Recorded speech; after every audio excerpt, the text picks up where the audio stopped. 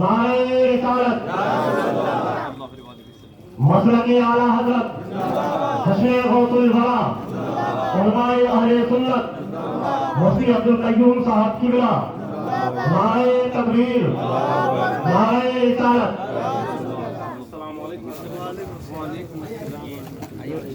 کپڑا بات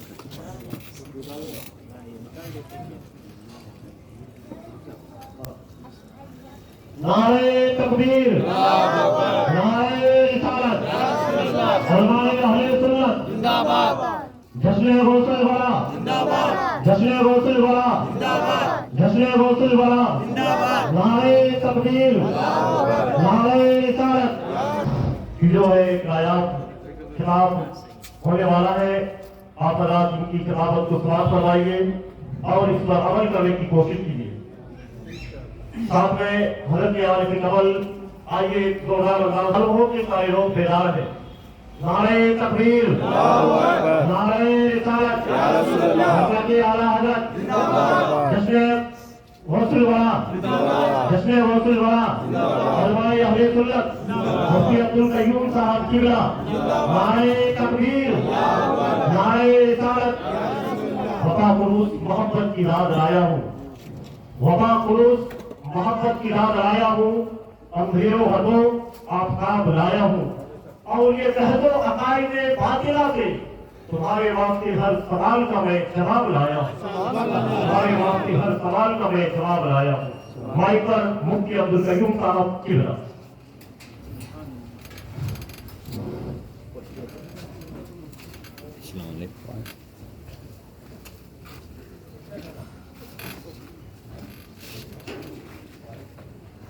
ممبر نور پر رونق افروز باوقار علماء ملت اسلامیہ، بالخصوص ہمارے برادر کبیر حاضر العزیز حضرت مولانا عاشق صاحب قبلہ، خطیب و امام مسجد الفردوس، اور میرے انتہائی کرم فرما حضرت علامہ حافظ القاری کبیر الدین صاحب قبلہ، برادر کبیر حضرت صلاح الدین صاحب قبلہ، اور ہمارے دلوں کے بے انتہا قریب حضرت مولانا حامد رضا صاحب قبلہ، مولانا منہاج صاحب قبلہ، حضرت علامہ مولانا مرتضیٰ صاحب قبلہ، حضرت علامہ مولانا حافظ ابواللیث صاحب، دیگر علماء ملت اسلامیہ و جشن غوث اعظم میں پرخلوص شرکت فرمانے والے شرکاء اعظام، السلام علیکم ورحمۃ اللہ وبرکاتہ۔ وعلیکم السلام۔ الحمدللہ الذی اجلا قلوبنا بنور المحبۃ والایمان والایقان، والصلاة والسلام على سید الانس والجان وعلى آلہ واصحابہ واولیائہ اولي الصدق والاکرام، اما بعد فاعوذ باللہ من الشیطان الرجیم، بسم اللہ الرحمن الرحیم۔ قال اللہ تعالی فی القرآن الکریم، ان الارض يرثها عبادي الصالحون۔ وعن عبد الله بن عباس قال سئل رسول الله صلى الله عليه وسلم عن أولياء الله فقال الذين إذا رؤوا ذكر الله۔ وفي مقام آخر عن ابن عباس قيل يا رسول الله صلى الله عليه وسلم أي جلسائنا خير؟ قال من ذكركم الله رؤيته وزاد في علمكم منطقه وذكركم بالآخرة عمله، صدق الله العظيم وصدق رسوله النبي الكريم۔ عزیزان گرامی، محبان ملت اسلامیہ، خطبے کے بعد میں نے جس آیت مبارکہ کی تلاوت کرنے کا شرف حاصل کیا اور جو 2 حدیث رسول پڑھنے کی سعادت حاصل کی، آئیے ان کے متعلق گفتگو سنیے عرض و معروض کرنے سے قبل ایک مرتبہ انتہائی ادب و احترام اور عقیدت و محبت کے ساتھ گنبد خضرا کی طرف رو لگا کر گنبد خضرا کی مقدس مطہر متبرک جالیوں کو اپنے ذہن و تصور میں دکھا کر نبی اور آل نبی کی بارگاہ میں ہدیہ درود کا نذرانہ عقیدت پیش کریں۔ پڑھی آواز بلند اللہم صل علی سیدنا مولانا محمد معدن الجود والکرم منبع العلم والحلم والحکم وآلہ واصحابہ وبارک وسلم۔ عزیزان گرامی، ہم سب آپ کی مشترکہ خوش نصیبی ہے کہ ہم اور آپ پیران پیر، پیر دستگیر، روشن ضمیر، محبوب سبحانی، قطب ربانی، پیر لاسانی، شہباز لامکانی، الشیخ حضور سیدنا عبد القادر جیلانی قدس سرہ ربانی رضی اللہ تعالی عنہ کی بارگاہ میں اپنی عقیدتوں محبتوں کا خراج پیش کرنے کی سعادتی حاصل کرتے ہیں، اور بڑے ہی قابل مبارکباد ہیں ارکان کمیٹی اور ان کے کندھے سے کندھا ملا کر کے ساتھ نعرہ تکبیر، نعرہ رسالت، جشن غوث الورا، علماء اہل سنت، نعرہ تکبیر، نعرہ رسالت۔ ان کے کندھے سے کندھا ملا کر کے ساتھ دینے والی ساری جماعت کہ جن کی محنتوں اور کاوشوں کے نتیجے میں اس پروقار، اس پرنور محفل کا انعقاد ہوا۔ یقیناً اس طرح کی محفل جب رب کی بارگاہ میں قبول ہو جاتی ہیں تو یہی محافل اور یہی مجالس ہماری نجات کا ذریعہ اور بخشش کا ذریعہ بن جاتی ہیں، اور یہ وہ مبارک محافل ہیں کہ جن کی فضیلت اللہ کے رسول صلی اللہ علیہ وسلم نے متعدد احادیث مبارکہ میں بیان فرمائی۔ میرے آقا صلی اللہ علیہ وسلم نے ارشاد فرمایا، عند ذکر الصالحین تنزل الرحمہ، فرمایا جہاں پر اللہ کے نیک بندوں کا ذکر ہوتا ہے وہاں پر رب کی رحمتوں کا نزول ہوتا ہے۔ سبحان اللہ۔ آج ہم جس مقدس بندے محبوب الاولیاء محبوب سبحانی کا ذکر کر رہے ہیں، وہ نیک ہی نہیں بلکہ وہ چوروں کو نیک بنانے والے ہیں، رہزنوں کو رہبر بنانے والے ہیں، رہبروں کو منزل صدق و صفاقت پہنچانے والے ہیں۔ جی بے شک، سبحان اللہ، سبحان اللہ۔ جن کی نگاہ ولایت نے چور کو قطب بنا دیا، رہزن کو ابدال بنا دیا، اس مقدس ہستی کا ذکر کرنے، سننے، سنانے کے لیے جمع ہوئے۔ اور میرے آقا نے ارشاد فرمایا، ذکر الانبیاء عبادت و ذکر الصالحین کفارۃ للذنوب، فرمایا انبیاء کرام کا ذکر عبادت ہوتا ہے اور اللہ کے نیک بندوں کا ذکر گناہوں کا کفارہ ہوتا ہے۔ یعنی اللہ کے نیک بندوں کے ذکر کرنا، کرانا، سننا، سنانا، کرنے، کرانے کی برکت سے اللہ رب العزت سننے والے، سنانے والے کے گناہوں کو معاف فرماتا ہے۔ یہ ذکر اللہ تعالیٰ اس مبارک ذکر کو، اپنے نیک بندوں کے ذکر کو لوگوں کے گناہوں کا کفارہ بنا دیتا ہے۔ اس کی برکت سے بندوں کے گناہ مٹ جاتے ہیں، بشرطے کہ خلوص کے ساتھ ہم اللہ کے نیک بندوں کا ذکر سنیں اور اس نیت کے ساتھ سنیں کہ اللہ رب العزت ہم کو ان نیک بندے کو بتائے ہوئے طریقے پر چلنے کی توفیق عطا فرمائے۔ اس مبارک محفل کو پیران پیر، پیر دستگیر حضرت سیدنا غوث اعظم رضی اللہ تعالی عنہ کی یاد میں سجایا، رچایا، بسایا گیا ہے۔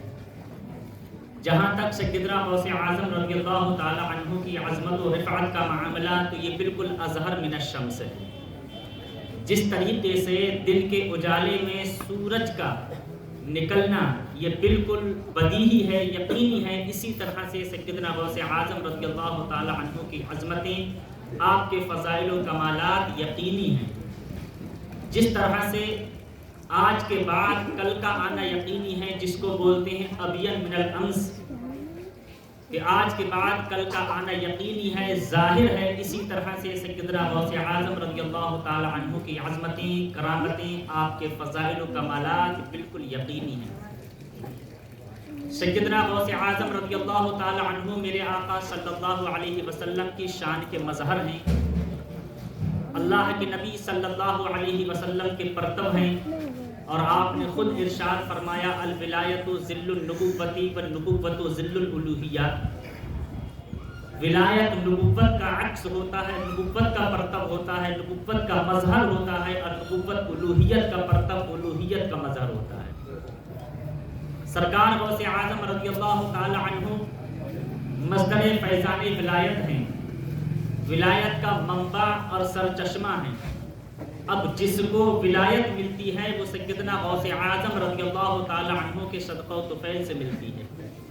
حضرت مجدد الفسانی رحمۃ اللہ تعالی علیہ نے اپنے مکتوب میں ارشاد فرمایا اب جس کو ولایت ملتی ہے اس وقت تک اس کو ولایت نہیں مل سکتی جب تک کہ غوث اعظم اس کی ولایت پر صداقت کی مہر نہ لگا دیں۔ سرکار غوث اعظم رضی اللہ تعالی عنہ محی الدین ہیں، انہوں نے دین کو زندہ کیا، اور ہم اہل دین ان کے ممنون و مشکور ہیں کہ انہوں نے دین کو زندہ کر کے ہم تک دین پہنچایا۔ یہی وجہ ہے میرے عزیزوں، جو دین کو جتنا عظیم سمجھتا ہے وہ غوث اعظم رضی اللہ تعالی عنہ کو اپنا آقا مانتا ہے۔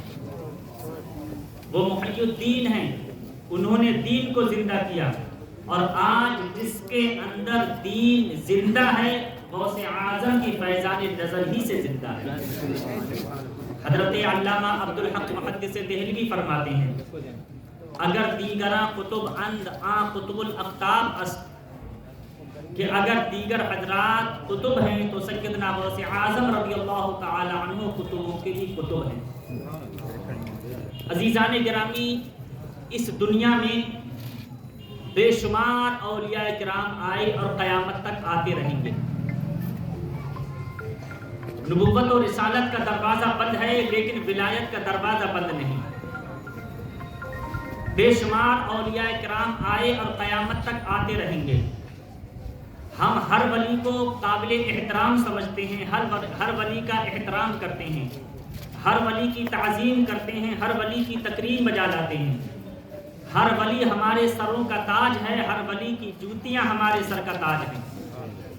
ہر ولی قابل قدر ہیں، قابل احترام ہیں، لیکن وہیں پر ہم یہ عقیدہ بھی رکھتے ہیں کہ جس طرح جماعت انبیاء کرام میں ہمارے نبی بے مثل و بے مثال ہیں، ہمارے نبی جس طرح جماعت انبیاء کرام میں بے مثل و بے مثال ہیں، اسی طرح سیدنا غوث اعظم رضی اللہ تعالی عنہ اولیاء کرام کی جماعت میں بے مثل و بے مثال ہے۔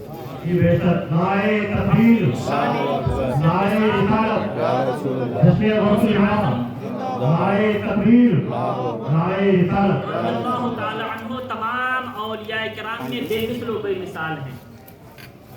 ہر ولی کسی نہ کسی نبی کے نقش قدم پر ہے۔ کوئی ولی حضرت ابراہیم کے نقش قدم پر، کوئی ولی حضرت اسماعیل کے نقش قدم پر، کوئی ولی حضرت موسیٰ کے نقش قدم پر، کوئی ولی حضرت عیسیٰ کے نقش قدم پر۔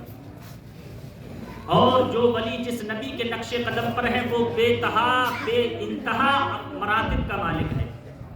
لیکن سیدنا غوث اعظم رضی اللہ تعالی عنہ ارشاد فرماتے ہیں وَإِنِّي عَلَىٰ قَدَمِ النَّبِيِّ بَدْرِ الْکَمال، فرمایا میں سید الانبیاء، سید المرسلین، امام الانبیاء کے نقش قدم پر ہوں۔ اب جو ولی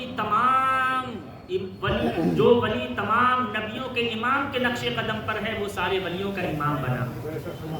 جو ولی تمام رسولوں کے سردار کے نقش قدم پر ہے وہ تمام ولیوں کا سردار بنا۔ اور آپ عزیزان گرامی اس بات کو بھی جانتے ہیں، آپ اولیاء کرام کی تاریخ کا مطالعہ کریں تو آپ کو پتہ چلے گا کہ کتنے ولی ایسے ہیں جنہوں نے بڑی عبادتیں کی، ریاضتیں کی، مجاہدے کیے، چلہ کیے، دنیا والوں سے ترک دنیا کیا، جنگلوں میں نکل گئے، عبادتیں کرتے رہے، ریاضتیں کرتے رہے، مجاہدے کرتے رہے، جنگلوں میں درختوں کے پتے کھا کھا کر تو انہوں نے عبادت کی۔ اس کے بعد اللہ رب العزت نے ان کو ولایت کا مرتبہ عطا فرمایا۔ اور کتنے ولی آپ کو ایسے ملیں گے جو شروع میں کوئی ڈاکو تھا، کوئی شرابی تھا، کوئی رہزن تھا، لیکن بعد میں جب اس کو کسی اللہ والے کی صحبت ملی اور انہوں نے کسی اللہ والے کی صحبت کو پا کر کے اللہ والے کے ہاتھ پر سچے دل سے توبہ کی اور وہ رب کی بارگاہ میں رجوع لایا تو اللہ رب العزت نے اس کو ولایت کا مرتبہ عطا فرمایا۔ حضرت فضیل ابن عیاض جو شروع میں ایسے ڈاکو تھے، جس جنگل میں رہتے تھے اس جنگل سے کسی بڑے سے بڑے قافلے کی ہمت نہیں تھی جو کہ گزر جائے، لیکن حضرات محترم سچے دل سے توبہ کی، رب کی بارگاہ میں رجوع لائے، اللہ رب العزت نے ولایت کا مرتبہ عطا فرمایا۔ حضرت بشر حافی جن کے بارے میں آیا ہے کہ جن کے شراب کے اڈے چلتے تھے، شراب کی دکانیں تھیں، لیکن سچے دل سے توبہ کی، رب کی بارگاہ میں رجوع لائے، اللہ رب العزت نے ولایت کا مرتبہ عطا فرمایا۔ ایسے کتنے ڈاکو ہیں جنہوں نے غوث اعظم رضی اللہ تعالی عنہ کے ہاتھ پر سچے دل سے توبہ کی، اور جب سچے دل سے توبہ کر کے رب کی بارگاہ میں رجوع لائے تو اللہ رب العزت نے ولایت کا مرتبہ عطا فرمایا۔ تو کچھ ولی ایسے ہیں جن کے حالات شروع میں کچھ اور تھے، لیکن جب ان کو کوئی اللہ کا ولی ملا، اللہ کا برگزیدہ بندہ ملا، اللہ کا محبوب بندہ ملا، اور جب اس بندے کے ہاتھ پر سچے دل سے توبہ کی ہے اور رب کی بارگاہ میں جب رجوع لائے ہیں اور اللہ اللہ کر کے انہوں نے عبادتیں ریاضتیں کی ہیں، چلا کرے ہیں، اللہ رب العزت نے ان کو ولایت کا مرتبہ عطا فرمایا۔ اور کتنے ولی آپ کو ایسے ملیں گے کہ جس کسی کو جوانی میں ولایت ملی، کسی کو بڑھاپے میں ولایت ملی، کسی کو زندگی کے آخری لمحات میں ولایت ملی۔ عزیزان گرامی، اب اولیاء کرام کی آپ فہرست تیار کریں تو کچھ ولی وہ ہیں جو جن کو بڑھاپے میں ولایت ملی، کچھ ولی وہ ہیں جن کو جوانی میں ولایت ملی، کچھ ولی وہ ہیں کہ جنہوں نے پہلے چوریاں کی، جنہوں نے رہزنی کی اور اس کے بعد میں ان کو ولایت کا مرتبہ عطا کیا گیا۔ کچھ ولی ایسے ہیں کہ جنہوں نے عبادتیں کی، ریاضتیں کی، مجاہدے کیے، اس کے بعد ان کو ولایت کا مرتبہ عطا کیا گیا۔ اب آئیے پیران پیر کی بارگاہ میں، آئیے سیدنا غوث اعظم رضی اللہ تعالی عنہ کی بارگاہ میں۔ غوث اعظم رضی اللہ تعالی عنہ کو جوانی میں ولایت نہیں ملی، غوث اعظم رضی اللہ تعالی عنہ کو بڑھاپے میں ولایت نہیں ملی، بلکہ سرکار غوث اعظم رضی اللہ تعالی عنہ کی یہ شان ہے کہ غوث اعظم رضی اللہ تعالی عنہ جب اپنی والدہ محترمہ کے شکم اطہر میں تھے، اس وقت بھی آپ کے سر پر ولایت کا تاج سجا ہوا تھا۔ غوث اعظم رضی اللہ تعالی عنہ جب اپنی والدہ کے شکم اطہر میں تھے، اس وقت بھی آپ کے سر پر ولایت کا تاج سجا ہوا تھا، اور جب سرکار غوث اعظم رضی اللہ تعالی عنہ پیدا ہوئے اس وقت بھی آپ کے سر پر ولایت کا تاج سجا ہوا تھا۔ غوث اعظم مادر زاد ولی ہیں، غوث اعظم رضی اللہ تعالی عنہ اپنی ماں کے شکم اطہر میں بھی ولایت کے منصب پر فائز تھے۔ عزیزان گرامی، یہ شان ہے غوث اعظم رضی اللہ تعالی عنہ کی، اور میں بارہا آپ حضرات کو یہ بتاتا چلا آیا ہوں کہ حضرات میرے غوث اعظم کی شان کو دیکھیے۔ سرکار غوث اعظم رضی اللہ تعالی عنہ ابھی پیدا نہیں ہوئے، دیکھیے اللہ رب العزت نے سرکار غوث اعظم کو کیا شان اور کیا عظمتیں عطا فرمائی۔ میرے عزیزو، سرکار غوث پاک رضی اللہ تعالی عنہ جس رات پیدا ہونے والے ہیں، آپ کی جس رات ولادت و سعادت ہونے والی ہے، آپ صبح صادق کے وقت پیدا ہوتے ہیں۔ آپ کی پیدائش سے چند لمحہ، چند گھنٹے پہلے اسی رات میرے آقا صلی اللہ علیہ وسلم آپ کے والد محترم حضرت ابو صالح رضی اللہ تعالی عنہ کو ایک عظیم الشان بشارت مرحمت فرماتے ہیں جب سرکار غوث اعظم اسی رات پیدا ہونے والے ہیں۔ آپ کی پیدائش سے چند گھنٹے قبل سرکار دو عالم صلی اللہ علیہ وسلم حضرت ابو صالح جنگی دوست کے خواب میں تشریف لاتے ہیں اور میرے آقا صلی اللہ علیہ وسلم عظیم الشان بشارت عطا فرماتے ہیں۔ میرے نبی نے ارشاد فرمایا، یا ابا صالح اعطاک اللہ تعالی ابنا صالحا وهو ولدی ومحبوبی ومحبوب اللہ تعالی وسيكون له شأن عالم في الاولیاء والاقطاب كشأن بین الانبیاء والرسل۔ اللہ کے نبی تشریف لائے، حضرت غوث اعظم ابھی پیدا نہیں ہوئے اور پیدائش سے قبل ہی میرے نبی نے حضرت ابو صالح کو یہ بشارت عطا فرمائی، فرمایا اے ابو صالح، تمہارے گھر جو آج رات بچہ پیدا ہونے والا ہے، تمہیں جو اللہ رب العزت بیٹا عطا فرمانے والا ہے. وہو ابنی، میرے آقا ارشاد فرماتے ہیں وہ بڑا نیک بیٹا ہے، بڑا پارسا بیٹا ہے، وہ میرا روحانی بیٹا ہے. وہ محبوبی و محبوب اللہ تعالی، میرے نبی نے ارشاد فرمایا ابو صالح جو آج کی رات تمہیں بیٹا عطا کیا جائے گا وہ میرا بھی محبوب ہے، اور صرف میرا ہی محبوب نہیں وہ اللہ کا بھی محبوب ہے. میرے آقا بشارت دے رہے ہیں وہ محبوبی وہ محبوب اللہ تعالی، فرمایا وہ میرا بھی محبوب ہے، وہ رب کا بھی محبوب ہے. وَسَيَكُونُ لَهُ شَأْنٌ عَالٍ فِي الْأَوْلِيَاءِ وَالْأَقْطَابِ كَشَأْنِ بَيْنِ الْأَنْبِيَاءِ وَالرُّسُلِ. اللہ کے رسول ارشاد فرماتے ہیں اے ابو صالح تمہارے بیٹے کی شان اولیاء و اقطاب میں ایسے ہی بلند و بالا ہوگی جیسے کہ میری شان تمام نبی اور رسولوں میں بلند و بالا. سبحان اللہ سبحان اللہ. نعرہ تکبیر، نعرہ رسالت، حضرت اعلیٰ حضرت جشن غوث الورا، نعرہ تکبیر، نعرہ رسالت. رضی اللہ تعالی عنہ کو اللہ رب العزت نے کیا کمال عطا فرمایا.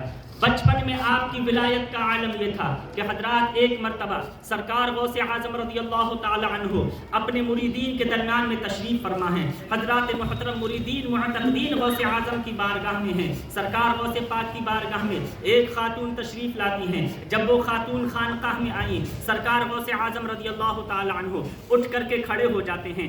آپ ان کی تعظیم کے لیے قیام فرماتے ہیں، اور جب قیام فرمایا سرکار غوث اعظم سارے مریدوں کو چھوڑتے ہیں اور مریدوں کو چھوڑ کر کے ان خاتون کے پاس تشریف لے جاتے ہیں، ان سے گفتگو کرنے لگتے ہیں. عزیزان گرامی کسی بھی مرید کی طرف توجہ نہیں فرمائی جب تک وہ خاتون سرکار غوث اعظم کی بارگاہ میں تشریف فرما رہی. اس وقت تک سرکار غوث اعظم رضی اللہ تعالی عنہ ان خاتون سے محو گفتگو ہیں، کسی مرید کی طرف توجہ نہیں فرمائی جب تک وہ گفتگو کرتی رہی. سرکار غوث اعظم رضی اللہ تعالی عنہ ان کی گفتگو سماعت فرماتے رہے. بڑے ادب اور بڑے احترام سے ان کو بٹھایا، ان کے لیے قیام تعظیمی کیا. حضرات محترم مریدین نے عرض کی حضور والا یہ کون خاتون ہیں جن کا آپ اتنا احترام کر رہے ہیں، جن کے لیے آپ نے قیام تعظیمی کیا؟ حضور جب یہ تشریف لائی آپ نے سارے مریدوں کو چھوڑا، تمام تر توجہ ان کی طرف مبذول فرمائی. حضور یہ کون خاتون ہیں؟ سرکار غوث اعظم فرماتے ہیں اے میرے مریدو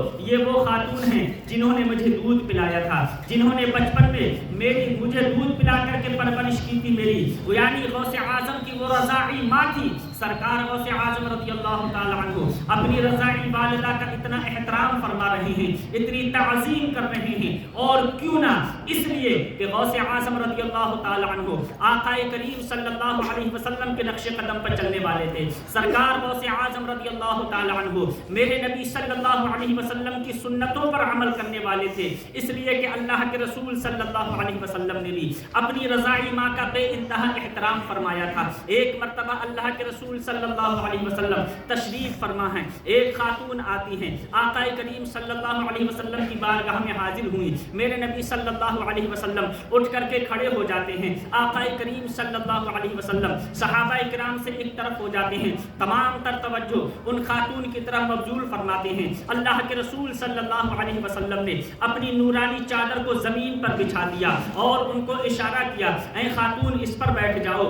آقا کریم صلی اللہ علیہ وسلم خود زمین پر بیٹھے اور اپنی نورانی چادر پر آنے والی خاتون کو بٹھایا جب تک وہ خاتون اللہ کے رسول صلی اللہ علیہ وسلم کی بارگاہ میں حاضر رہی. اللہ کے نبی صلی اللہ علیہ وسلم ان خاتون سے محو گفتگو رہے، کسی صحابی کی طرف توجہ نہیں فرمائی. اور جب وہ خاتون اٹھ کر کے چلنے لگی اللہ کے نبی صلی اللہ علیہ وسلم تھوڑی دور تک چھوڑنے کے لیے تشریف لے گئے. حضرات محترم جب میرے آقا واپس تشریف لائے تو صحابہ نے عرض کیا رسول اللہ یہ کون خاتون ہیں جن کے لیے آپ نے قیام تعظیمی فرمایا؟ یا رسول اللہ یہ کون خاتون ہیں جن کے لیے آپ نے اپنی نورانی چادر کو بچھا دیا، خود ننگی زمین پر بیٹھ گئے اور آپ نے ان کے لیے اپنی نورانی چادر کو بچھایا اور اپنی چادر پر ان کو بٹھایا. یا رسول اللہ یہ کون خاتون ہیں؟ میرے آقا صلی اللہ علیہ وسلم ارشاد فرماتے ہیں نعرہ تکبیر، نعرہ رسالت، یا رسول اللہ، علماء اہل سنت زندہ باد، مسلک اعلیٰ حضرت زندہ باد، جشن غوث الورا، زندہ باد، نعرہ تکبیر، نعرہ رسالت. یا رسول اللہ. اللہ کے نبی صلی اللہ علیہ وسلم نے جواب دیا، ارشاد فرمایا صحابہ یہ میری رضاعی ماں حضرت حلیمہ سعدیہ ہیں.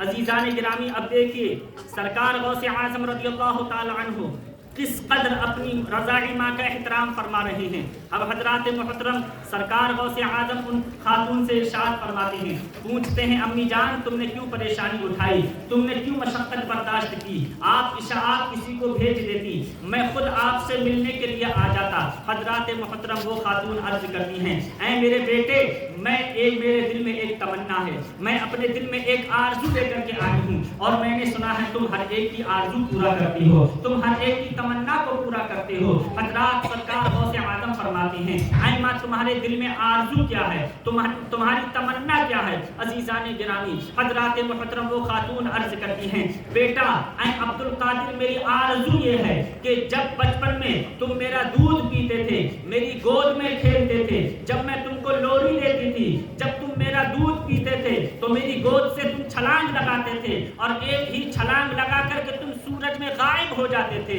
بیٹے بچپن میں تمہارے اندر یہ کمال تھا کہ تم میری گود سے چھلانگ لگا کر کے سورج میں غائب ہو جاتے تھے. بیٹے اب میرے بڑھاپے کا زمانہ ہے, میں اس دنیا سے رخصت ہونے والی ہوں, میری آرزو یہ ہے, میری تمنا یہ ہے کہ جو کمال تم مجھے بچپن میں دکھاتے تھے وہ کمال ایک مرتبہ مجھے اور دکھا دو تاکہ دنیا سے جانے سے پہلے تمہارا وہ کمال دیکھ لوں, دنیا سے جانے سے پہلے تمہارا وہ کمال ایک مرتبہ اور دیکھ لوں. حضرات اتنا سنا سرکار غوث اعظم رضی اللہ تعالی عنہ ہاتھ جوڑ کر ارشاد فرماتے ہیں امی جان تمہاری آرزو میں پوری نہیں کر سکتا, تمہاری تمنا میں پوری نہیں کر سکتا. ماں نے کہا بیٹا کیا بات کر رہے ہو, بیٹا جو کمال بچپن میں ہوتا ہے, جیسے جیسے بچہ بڑھتا ہے ویسے ویسے وہ کمال اور عروج اور ترقی پاتا ہے. بیٹا تم کیا الٹی بات کر رہے ہو, جو کمال بچپن میں ہوتا ہے اور جیسے جیسے بچپنا بڑھتا ہے, جیسے جیسے عمر بڑھتی ہے وہ کمال بھی اور عروج اور ترقی پذیر ہوتا ہے.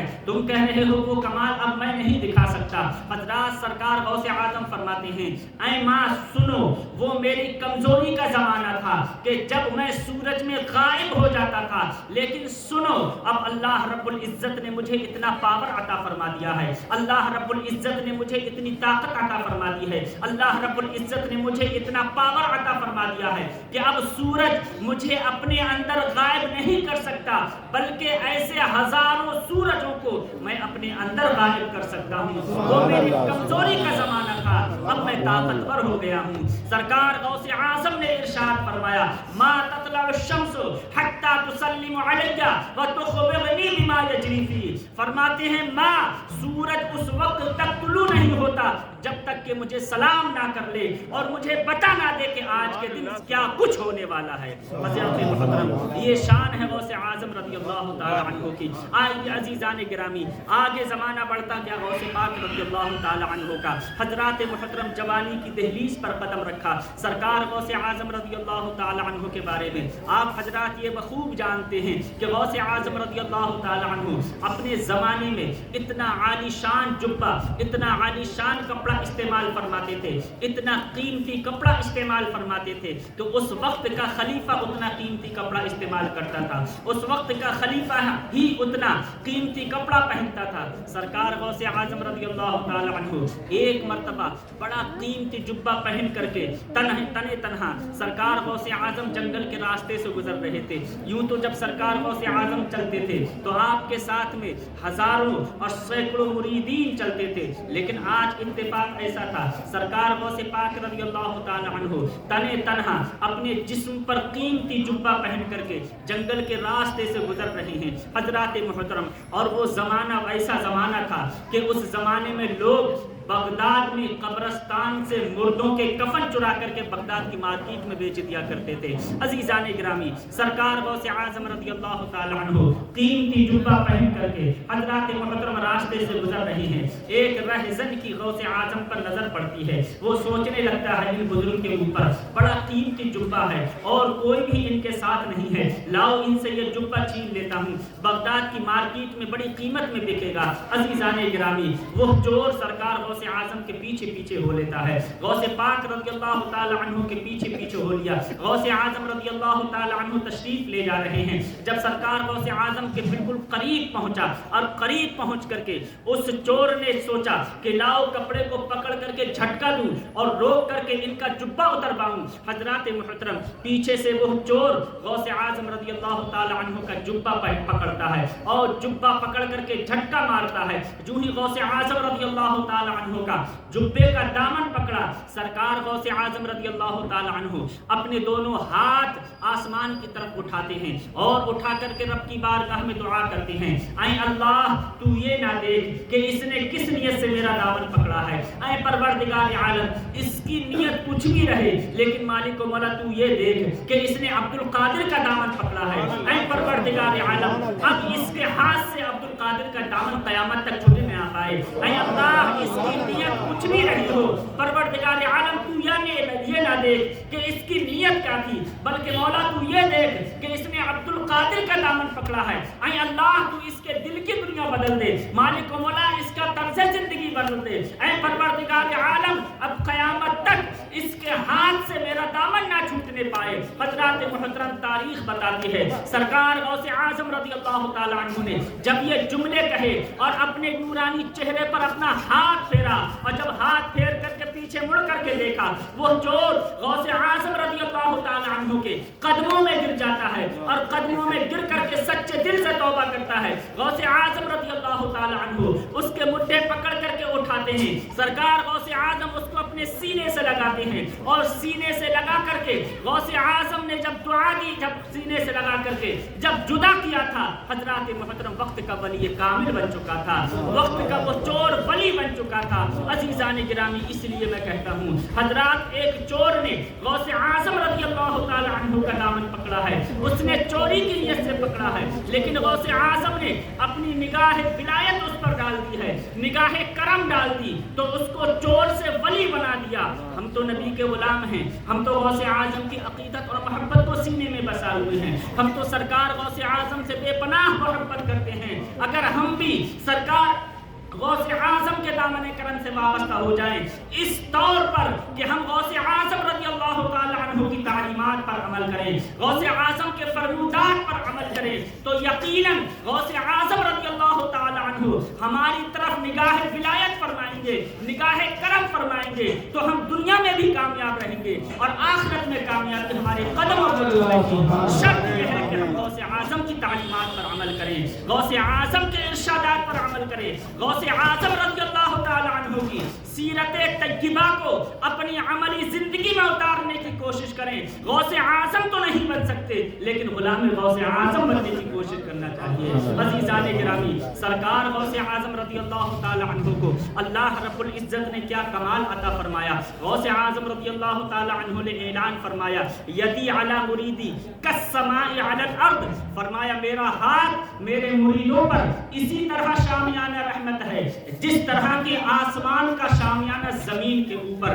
عزیزان گرامی آپ پورے روئے زمین کا جائزہ لے لیں, چاہے بحر ہو یا بر ہو, چاہے سمندر ہو یا پہاڑیاں ہو, زمین کا کوئی خطہ, کوئی حصہ, کوئی چپا آپ ایسا نہیں دکھا سکتے جہاں پر آسمان کا شامیانہ نہ ہو. زمین کے سارے حصے پر جہاں جہاں زمین ہے, جہاں جہاں سمندر ہے, جہاں جہاں پہاڑیاں ہیں, ہر جگہ آسمان کا شامیانہ ہے. غوث اعظم کے فرمان کا مطلب یہ ہے جس طرح آسمان کا شامیانہ پوری کائنات پر ہے, جہاں جہاں بحر بر سمندر شجر و حجر ہیں, ہر جگہ آسمان کا شامیانہ ہے. اسی طرح غوث اعظم فرماتے ہیں میرا مرید دنیا کے کسی بھی کونے میں کیا نہ ہو, مجھ سے محبت رکھنے والا دنیا کے کسی خطے پر کیوں نہ ہو, میرا چاہنے والا دنیا کے کسی حصے پر کیوں نہ ہو, وہ میرے دستے شفقت کے شامیانے کے نیچے ہے. مجھے جہاں سے پکارے گا میں اس کی مدد کرتا ہوں, مجھے جہاں سے پکارے گا میں اس کی فریاد کو پہنچتا ہوں. سرکار غوث اعظم مشکل کشا ہیں, اور کیسے مشکل کشا ہیں, کس طرح سے لوگوں کی مشکلیں حل کرتے ہیں. تو عزیزان گرامی تاریخ کا وہ واقعہ اٹھائیے کہ سرکار غوث اعظم رضی اللہ تعالی عنہ جب اپنی خانقاہ میں تشریف فرما ہے, بہت سارے مریدین तकदीर मुतवस्सिलीन गौसे आजम की बारगाह में हाजिर हैं। आपका एक मुरीद सरकार गौसे आजम की बारगाह में रोता हुआ आंखों से आंसू टपक रहे हैं, जिस्म पर लर्जा तारी है, जिस्म पर कपकपाहट तारी है, चेहरा उदास है, मायूस है, रोता हुआ गौसे आजम की बारगाह में आता है, अर्ज करता है हुजूर मुझ पर करम फरमाएं, हुजूर मेरी इज्जत व आबरू बर्बाद हो रही है, हुजूर मुझ पर करम फरमाएं, मेरी इज्जत बर्बाद हो रही है। सरकार गौसे आजम फरमाते हैं मुरीद तू क्यों रो रहा है, तेरे चेहरे पर उदासी क्यों है, तेरे चेहरे पर मायूसी क्यों है, तेरी आंखें आंसू क्यों बरसा रही हैं, तेरा जिस्म पर लर्जा तारी क्यों है, चुप जा, तू उस दरबार में आया है कि जिस दरबार में रोते हुए आते हैं और हंसते हुए जाते हैं। आखिर अपनी परेशानी तो बता, आखिर तुझे किन परेशानियों घेरा है, किन मसाइब व आलाम में तू मुब्तला है, तुझ पर कौन सी परेशानियों के पहाड़ टूटे हैं, तू बता तो सही। ये वो दरबार है जहाँ पर रोते हुए आते हैं और हंसते हुए जाते हैं। हज़रात मोहतरम वो मुरीद हाथ जोड़ करके अर्ज करता है हुजूर वाला सबके सामने कहने की बात नहीं है, तन्हाई में बताऊंगा, अकेले में कहने की बात है। सरकार गौसे आजम रज़ियल्लाहु ताला अन्हु अपनी खानकाह से सारे मुरीदों को बाहर कर देते हैं, सारे मुरीदों को हुक्म देते हैं सारे लोग बाहर हो जाओ, सारे लोग बाहर हो जाते हैं। अब गौसे आजम तन्हा है और आपका ये मुरीद तन्हा है जिसकी आंखों से आंसू बरस रहे हैं, जिसके जिस्म पर लर्जा तारी है। गौसे आजम फरमाते हैं बोल अब मैं हूँ और तू है, मेरे और तेरे अलावा कोई नहीं है, बोल क्या बात है, किस परेशानी ने तुझे घेरा है। हज़रात मोहतरम गौसे आजम के कदमों में गिरता है, अर्ज करता है हुजूर मसाइब व आलाम के पहाड़ मेरे ऊपर टूट पड़े हैं, हुजूर मुसीबतों के पहाड़ मेरे ऊपर टूट पड़े हैं। गौसे आजम फरमाते हैं तसल्ली देते हैं, फरमाते हैं आखिर बता तो सही कौन सी परेशानी है, किस मुसीबत ने तुझे घेरा है। अर्ज करता है हुजूर मेरी एक बेटी थी, बड़ी प्यार और बड़े लाड से मैंने उसको पाला था, हुजूर मेरी इकलौती बेटी थी, बड़े लाडो प्यार से मैंने उसको पाला था, बड़ी खूबसूरत थी, बड़ी हसीनो जमील थी, अकेली बेटी थी, हुजूर मैंने बड़े लाडो प्यार से उसको पाला था। हुजूर आज मेरी बच्ची मकान के छत पर गई, घर की छत पर गई, अचानक मेरी बच्ची घर की छत से गायब हो गई। हुजूर चारों तरफ घर की इतनी ऊंची बाउंड्री है कि मेरी बच्ची छलांग भी नहीं लगा सकती। हुजूर एक ही जीना है और वो जीना मेरे घर में उतरता है। हुजूर बच्ची अड़ोस पड़ोस में भी नहीं गई है, नीचे भी नहीं उतरी, अचानक घर की छत से मेरी बच्ची गायब हो गई। हुजूर फिर भी मैंने तसल्ली देने के लिए आस पड़ोस में तलाश किया, मेरी बच्ची कहीं नहीं मिली। हुजूर मैंने रिश्तेदारों में तलाश किया, मेरी बच्ची कहीं नहीं मिली। हुजूर अभी ये बात मेरे घर तक महदूद है, अभी किसी दूसरे को पता नहीं है, महल्ले वालों को पता चलेगा वो मेरी इज्जत पर उंगलियां उठाएंगे, महल्ले वालों को पता चलेगा वो मेरी इज्जत को तार तार करेंगे, वो मेरी आबरू को बर्बाद करेंगे। हुजूर मेरी इज्जत बचा दीजिए, हुजूर मेरी बच्ची अचानक गायब हो गई। हज़रात मुहतरम जब सरकार गौसे आजम की बारगाह में ये मुरीद ये अरीज़ा पेश करता है, गौसे पाक रज़ियल्लाहु ताला अन्हु अपनी आंखों को बंद फरमाते हैं, मुराक़बा फरमाते हैं, आंखों को बंद करके मुराक़बा करके आंखों को फिर खोलते हैं और खोल करके फरमाते हैं मेरे मुरीद तेरी बच्ची जरूर मिलेगी, पूरी इज्जत के साथ मिलेगी, जिंदा मिलेगी और आज ही तेरी बच्ची मिलेगी। अर्ज करता है हुजूर करना क्या है। सरकार गौसे आजम रज़ियल्लाहु ताला अन्हु फरमाते हैं ऐ मेरे मुरीद आज की रात तुझे कर्ख के जंगल में गुजारनी है। अजीजान गिरामी ये एक जंगल था, इतना भयानक जंगल था, यहाँ पर जिन्नात की बस्ती थी, यहाँ पर भूत प्रेत रहते थे, जिन्नात की बस्ती थी, इतना भयानक इतना खौफनाक जंगल था कि दिन के उजाले में इसके करीब से कोई गुजरने की हिम्मत नहीं रखता था। अजीजान गिरामी जिन्नात बसते थे, बहुत भयानक और खौफनाक बहुत भयानक और खौफनाक जंगल था। हजरत गौसे आजम फरमाती हैं ऐ मेरे मुरीद आज की रात तुझे कर्ख के जंगल में गुजारनी है। अर्ज करता है हुजूर करना क्या है। गौसे आजम फरमाते हैं तुझे जंगल में जाना है, अंधेरी रात में तुझे जंगल में जाना है। जब तू जंगल में दाखिल होगा तेरे सामने एक पहाड़ी पड़ेगी, उसको छोड़ देना, दूसरी पहाड़ी पड़ेगी उसको छोड़ देना, तीसरी पहाड़ी पड़ेगी उसको छोड़ देना, चौथी पहाड़ी पड़ेगी उसको छोड़ देना, पांचवी पहाड़ी पर जाकर के बैठ जाना और जब तू उस पहाड़ी पर बैठे तो बैठ करके अपनी उंगली पर ये पढ़ करके दम कर लेना, या जब पढ़ करके ये दम कर लेना बिस्मिल्लाह अला नियत अब्दुल कादिर। फरमाया ये पढ़कर अपनी उंगली पर दम करना और अपनी उंगली पर दम करके अपनों चारों तरफ इहाता घेर देना, अपनी चारों तरफ एक लकीर खींच लेना और फरमाया उस لکیر کے اندر بیٹھ جانا. پر غوث اعظم فرماتے ہیں جب تو اس لکیر کے اندر بیٹھ جائے گا جو میرے نام سے تو کھینچا ہوا ہوگا، فرماتے ہیں تھوڑی دیر کے بعد جنات کی فوجیں آئیں گی، وہ تجھے اپنے راستے میں بیٹھا ہوا دیکھیں گی، تجھ پر حملہ کرنے کی کوشش کریں گی. وہ فوج اس لکیر سے ٹکرائے گی اور واپس ہو کر کے چلی جائے گی. پھر دوسری فوج آئے گی، وہ بھی تجھ پر حملہ کرنے کی کوشش کرے گی، لیکن وہ بھی میرے نام سے کھینچی ہوئی لکیر کو پار نہیں کر پائے گی. اس طرح سے جنات کی فوجیں آتی رہیں گی، وہ تجھ پر حملہ کرنے کی کوشش کریں گے، لیکن جو میرے نام سے تو نے لکیر کھینچی ہوگی اس دائرے میں تو بیٹھا ہوگا، اس دائرے کو کوئی جنات کی فوج پار نہ کر پائے گی. فرماتے ہیں اس طرح سے جنات کی فوجیں آتی رہیں گی، تجھ پر حملہ کرنے کی کوشش کریں گے، لیکن جو ہی اس لکیر سے ٹکرائیں گے وہ واپس گر جائیں گے. فرماتی اس کے بعد سارے جنوں کے سردار کی فوج آئے گی، سارے جنات کا سردار آئے گا، وہ اتنا طاقتور ہوگا، اللہ رب العزت نے اتنی طاقت عطا کی ہوگی کہ وہ اپنی طاقت کے بلبوتے پر درختوں کو جڑ سے اکھاڑ سکتا ہے، وہ عمارتوں کو اکھاڑ سکتا ہے، وہ پہاڑیوں کو ہلا سکتا ہے. لیکن میرے مرید سن، میرے نام سے کھینچی ہوئی لکیر کو وہ جن بھی پار نہیں کر سکتا. فرماتے سب سے اخیر میں جنات کے سردار کی سواری آئے گی، جب وہ تجھ کو بیچ راستے میں بیٹھا ہوا دیکھے گا وہ چیختا چلاتا ہوا تجھ پر حملہ کرنے کے لیے بڑھے گا. تجھے ڈرنے کی ضرورت نہیں ہے، وہ سب کچھ کر سکتا ہے لیکن میرے نام سے کھینچی ہوئی لکیر کو کراس نہیں کر سکتا، میرے نام سے کھینچے ہوئے دائرے کو پار نہیں کر سکتا. فرماتے ہیں جب وہ چیختا چلاتا ہوا تجھ پر حملہ آور ہوگا، فرماتے ہیں وہ لکیر سے ٹکرائے گا اور ٹکرا کر کے جب وہ گرے گا تو وہ تجھ سے پوچھے گا کہ آخر تو کون ہے، کیوں آیا ہے؟ تو اس سے کہہ دینا کہ میں غوث اعظم کا مرید ہوں، بڑے پیر غوث اعظم نے مجھے بھیجا ہے. وہ پوچھے گا کیوں آیا ہے تو اس کو لڑکی کا سارا واقعہ بتا دینا اور اس سے کہہ دینا میری بچی گھر کی چھت سے غائب ہو گئی، غوث اعظم نے مجھے تیرے پاس بھیجا ہے اور فرمایا ہے اے جنات کے سردار بچی آج ملنا چاہیے، زندہ ملنا چاہیے، عزت و آبرو کے ساتھ ملنا چاہیے. اور کہہ دینا بڑے پیر نے فرمایا ہے کہ اگر بچی نہیں ملی تو روئے زمین پر جنات کو کہیں پر رہنے کی پناہ نہیں ملے گی. اگر اپنی قوم کی خیریت چاہتا ہے تو بچی آج چاہیے، زندہ چاہیے، پوری عزت و آبرو کے ساتھ چاہیے. حضرت غوث اعظم فرماتے ہیں اس جنات کے سردار سے کہہ دینا حضرات محترم جیسے جیسے غوث اعظم رضی اللہ تعالی عنہ نے نصیحت کی تھی، یہ مرید عزیزان گرامی غوث اعظم کی نصیحتوں پر عمل کرتے ہوئے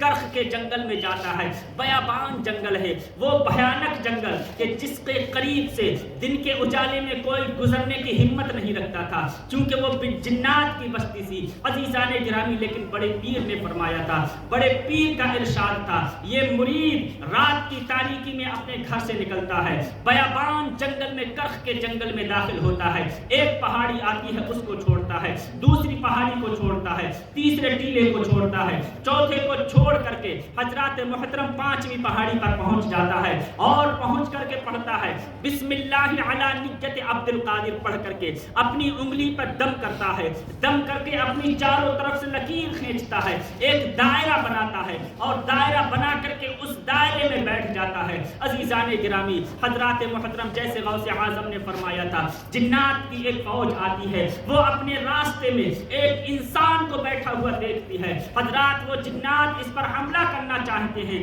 لیکن جو ہی اس لکیر سے ٹکراتے ہیں واپس گر جاتے ہیں، پھر واپس چلے جاتے ہیں. دوسری فوج آئی، انہوں نے بھی اس پر حملہ کرنا چاہا لیکن حضرات لکیر سے ٹکرائے اور واپس گر کر کے واپس چلے گئے. اس طرح سے فوجیں آتی رہیں، اس پر حملہ کرنے کی کوششیں کرتی رہیں لیکن کوئی بھی جنات کی فوج اس لکیر کو کراس نہیں کر پائی. عزیزان گرامی جو بھی فوج آتی تھی اس پر حملہ آور ہونے کی کوشش کرتی تھی، اس لکیر سے ٹکرا کر کے واپس گر جاتی تھی. اخیر میں جیسا غوث اعظم نے فرمایا تھا کہ سارے جنات کے سردار کی فوج آئے گی، سارے جنات کا سردار آئے گا، اس کو رب نے اتنی طاقت دی ہوگی کہ وہ درختوں کو जड़ से उखेड़ सकता है, बिल्डिंगों को हिला सकता है, पहाड़ियों को हिला सकता है, लेकिन ऐ मेरे मुरीद, मेरे नाम से खींचे हुए दायरे को वो भी क्रॉस नहीं कर सकता।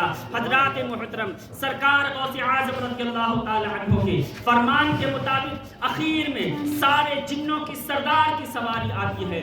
जब वो सरदार अपने रास्ते में एक इंसान को बैठे हुए देखता है, हजरात गैज़ो ग़ज़ब में चीखता है, चिल्लाता है, और गैज़ो ग़ज़ब में चीखता चिल्लाता हुआ अजीज़ान गिरामी इस मुरीद की तरफ बढ़ता है। मुरीद बैठा बैठा मुस्कुरा रहा है कि जितना चीखना है चीख ले, जितना चिल्लाना है चिल्ला ले, तू मेरा कुछ नहीं बिगाड़ सकता, इसलिए कि मैं अपने दम के सहारे नहीं बल्कि गौसे आज़म के करम के सहारे बैठा हुआ। अजीज़ान गिरामी गैज़ो ग़ज़ब में चीखता चिल्लाता हुआ ये सारे जिन्नों का सरदार इस मुरीद पर हमला करने की कोशिश करता है। जो ही हमला आवर होता है, हजरात मुहतरम लकीर के करीब आता है, लकीर से टकराता है, फौरन गश खा करके गिर जाता है। अजीज़ान गिरामी लकीर से टकराया, फौरन गश खा करके गिर गया। थोड़ी देर के बाद होश में आया और फिर ये जिन्न हजरात मुहतरम उस गौसे आज़म के मुरीद के सामने बैठ जाता है। पूछता है आखिर तू कौन है और क्यों यहाँ पर आया है? उसने कहा सुन, मैं गौसे आज़म का मुरीद हूँ, मुझको बड़े पीर ने भेजा है। जो ही गौसे आज़म का नाम सुना, दोनों जानू अदब के तह करके बैठ जाता है। अदब से गौसे आज़म के मुरीद के सामने बैठ गया।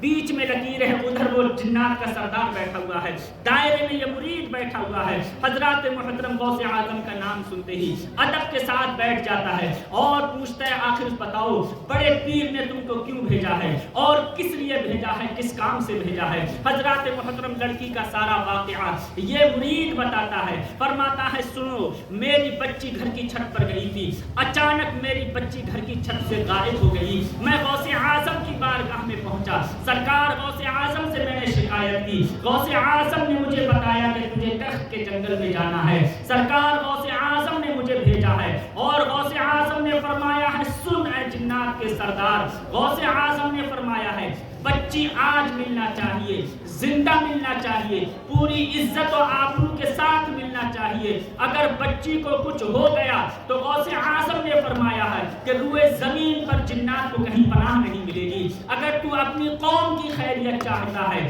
तो मुझे मेरी बच्ची चाहिए। गौसे आज़म ने फरमाया है बच्ची आज ही चाहिए। हजरात मुहतरम गौसे आज़म का मुरीद उस जिन्नात के सरदार को ये सारी बातें बताता है। अजीज़ान गिरामी, अब जिन्नात का सरदार अपनी फौजों को बुलाता है और कहता है सुनो, ये गौसे आज़म का मुरीद है, बड़े पीर ने इसको भेजा है, इसकी बच्ची को कोई जिन्नात घर की छत से उठा करके ले, कोई जिन्न इसकी बच्ची को घर की छत से उठा करके ले गया है। तुम लोग जंगलों में फैल जाओ, पहाड़ियों में फैल जाओ, खोह में फैल जाओ, गारों में फैल जाओ, जहां कहीं भी मिले इसकी बच्ची को जिंदा लेकर के आओ और उस शरकश जिन को भी लेकर के आओ जो इसकी बच्ची को लेकर के गया है। अगर इसकी बच्ची नहीं मिली तो रुए जमीन पर हमको कहीं पर भी रहने की पनाह नहीं मिलेगी। गौसे आज़म के जलाल से हम बच नहीं सकते। अजीज़ान गिरामी, सारी फौजें इधर उधर फैल जाती हैं। थोड़ी देर के बाद एक शरकश जिन को एक फौज गिरफ्तार करके लाती है, साथ में बच्ची भी है उस मुरीद की और वो शरकश जिन भी है। उस जिन्न के जिन्नात के सरदार ने पूछा ये कहाँ मिला था? हजरात मुहतरम उस फौज ने बताया कि ये बच्ची को लेकर के चीन के फला पहाड़ की खोह में छुपा हुआ था। बड़ी मुश्किल और बड़ी मेहनत और मशक्कत के बाद ये हमको मिला है। अजीज़ान गिरामी, बच्ची भी उस जिन्नात के सरदार के सामने पेश कर दी और वो शरकश जिन भी उस जिन्नात के सरदार के सामने पेश कर दिया। उस सरदार ने कहा तेरी इतनी हिम्मत कि तू गौसे आज़म के शहर से उनके मुरीद की बच्ची को उठा करके ले जाए, तेरी जुर्अत कैसे हुई, तेरी हिम्मत कैसे हुई? हजरात वो मुरीद वो जिन्न कहता है हुजूर वाला, मेरी भी जुर्अत नहीं थी, मेरी भी हिम्मत नहीं थी, लेकिन दरअसल बात ये थी कि ये बच्ची घर के छत पर नंगे बाल खड़ी हुई थी, चेहरा उगड़ा हुआ था, बाल इसके बिखरे हुए थे। मैं हवा में गुजर रहा था, جب میں نے اس کے بکھرے ہوئے بالوں کو دیکھا تو مجھ سے رہا نہ گیا اور میں اس کو لے کر کے اڑ گیا۔ حضرات محترم، وہ جن کہتا ہے، وہ جن اپنے سردار سے کہتا ہے کہ اے سردار، میں نے پوری عزت کے ساتھ میں اس کو رکھا ہے، پوری عزت و آبرو کے ساتھ اس کو رکھا ہے۔ حضرات محترم، جنات کا سردار عزیزان گرامی، ایک جن جلاد جن کو حکم دیتا ہے جاؤ اس کا سر قلم کر دو، اور اس کا سر قلم کر کے اس بچی کو اس غوث اعظم کے مرید کے حوالے کر دو۔ عزیزان گرامی، اس شرکش جن کا سر قلم کیا جاتا ہے اور اس بچی کو وہ جنات کا سردار اپنی گرفت میں لے کر، اپنے قبضے میں لے کر کے غوث اعظم کے مرید کے حوالے کرتا ہے اور کہتا ہے جاؤ تم اپنی بچی کو لے کر کے جاؤ اور غوث اعظم سے فرما دینا کہ جس نے یہ سرکشی کی تھی، جس نے یہ شرارت کی تھی، اس کو سزا بھی دے دی گئی ہے، بچی پوری عزت و آبرو کے ساتھ تمہارے سپرد کر دی گئی ہے۔ حضرات محترم، عزیزان گرامی، غوث اعظم کا یہ مرید اس بچی کو لیتا ہے، اپنی بچی کو لے کر کے جب واپس آنے لگا تو اس نے واپس آتے ہوئے جنات کے سردار سے پوچھا، اے سردار ذرا یہ تو بتا دو، کیا غوث اعظم کا حکم تمہارے اوپر بھی چلتا ہے؟ کیا غوث اعظم رضی اللہ تعالی عنہ تمہارے بھی پیر ہیں؟ عزیزان گرامی، تو اس جنات کے سردار نے کہا، کیا سمجھتے ہو تم، کیا غوث اعظم انسانوں ہی کے مرید ہیں؟ سنو، غوث اعظم ہم جنات کے بھی مرید ہیں۔ سرکار غوث اعظم کا حکم ہم پر بھی چلتا ہے، اور غوث اعظم کو جب جلال آتا ہے تو جنات کی بستیوں میں زلزلہ پیدا ہو جاتا ہے۔ غوث اعظم صرف انسانوں ہی کے پیر نہیں ہیں، غوث اعظم بلکہ جنات کے بھی پیر ہیں۔ غوث اعظم کا حکم صرف انسانوں ہی پہ نہیں چلتا، غوث اعظم کا حکم ہم جنات پر بھی چلتا ہے۔ یہ شان اللہ رب العزت نے سیدنا غوث اعظم رضی اللہ تعالیٰ عنہ کو عطا فرمائی۔ غوث اعظم نے ارشاد فرمایا، یدی علی مریدی کالسماء علی الارض، میرا ہاتھ میرے مریدوں کے اوپر اسی طرح شامیانہ رحمت ہے جیسے کہ آسمان کا شامیانہ زمین کے اوپر۔ سرکار غوث اعظم رضی اللہ تعالیٰ عنہ کو اللہ رب العزت نے کیا کمال عطا فرمایا۔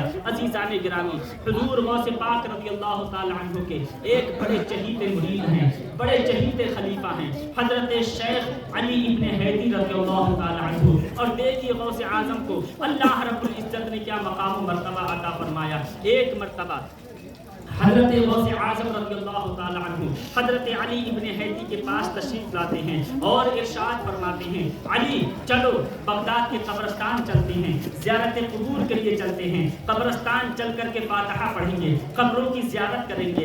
حضرت علی ابن حیدی رضی اللہ تعالیٰ عنہ فرماتے ہیں، میں سرکار غوث اعظم رضی اللہ تعالیٰ عنہ کے ساتھ ساتھ چل رہا تھا، سرکار غوث اعظم آگے آگے تشریف لے جا رہے تھے، میں پیچھے پیچھے چل رہا تھا۔ فرماتے ہیں غوث اعظم بغداد کے قبرستان میں پہنچے، متعدد قبروں پر غوث اعظم رضی اللہ تعالی عنہ نے حاضری دی، اور سب سے اخیر میں سرکار غوث اعظم رضی اللہ تعالی عنہ نے حضرت امام احمد ابن حنبل کی قبر پر حاضری دی۔ اور عزیزان گرامی، امام احمد ابن حنبل کا انتقال 240 ہجری میں ہوا ہے۔ مرقات جو مشکات شریف کی شرح ہے، اس شرح کے مقدمے میں حضرت علامہ ملا علی قاری نے جو مقدمہ لکھا ہے، اس مقدمے میں چاروں اماموں کے احوال کو بیان کیا ہے۔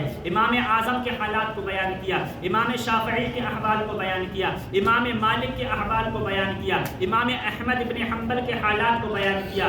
حضرت امام احمد ابن حنبل کے حالات کو مرقات میں جو مشکات کی شرح ہے، ملا علی قاری نے جو بیان کیا ہے امام احمد ابن حنبل کے حالات کو، امام احمد ابن حنبل کے حالات کو بیان کرتے ہوئے ملا علی قاری فرماتے ہیں کہ جب امام احمد ابن حنبل کا انتقال 240 ہجری میں ہوا تو فرماتے ہیں حضرت امام احمد ابن حنبل کے انتقال کی خبر پورے بغداد میں ایسے پھیل گئی تھی جیسے کہ جنگل میں آگ پھیل جاتی ہے۔ اور عزیزان گرامی، وہ زمانہ میڈیا کا زمانہ نہیں تھا، پرنٹ میڈیا کا زمانہ نہیں تھا، واٹس ایپ، فیس بک اور ٹیلی ویژن کا زمانہ نہیں تھا، لیکن عزیزان گرامی بات دراصل یہ ہے کہ جو بندہ ایمان کامل عمل صالح کی بنیاد پر اپنے اپنے رب کو راضی کر لیتا ہے تو اللہ تعالیٰ اس کی محبت لوگوں کے دلوں میں ڈال دیتا ہے. ملا علی قاری فرماتے ہیں امام احمد ابن حنبل کا انتقال ہوا.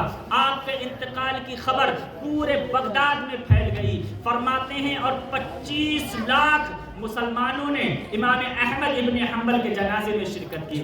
فرماتے ہیں 25 لاکھ مسلمان امام احمد ابن حنبل کے جنازے میں شریک ہوئے. اور فرماتے ہیں 60,000 خواتین باپردہ ہو کر کے ایک میدان میں امام احمد ابن حنبل کے جنازے کا منظر دیکھنے کے لیے جمع ہوئی. 25 لاکھ نے نماز جنازہ میں شرکت کی تھی. 60,000 خواتین امام احمد ابن حنبل کے جنازے کا منظر دیکھنے کے لیے ایک میدان میں جمع ہوئی تھی. اور فرماتے ہیں وَأَسْلَمَ يَوْمَ وَفَاتِهِ 20,000 مِنَ الْكُفَّارِ. اور جس دن امام احمد ابن حنبل کا انتقال ہوا اس دن آپ کے انتقال کے دن 20,000 کافروں نے اسلام کا کلمہ پڑھ کر کے اسلام قبول کیا تھا. فرماتے ہیں وَأَسْلَمَ يَوْمَ وَفَاتِهِ 20,000 مِنَ الْكُفَّارِ.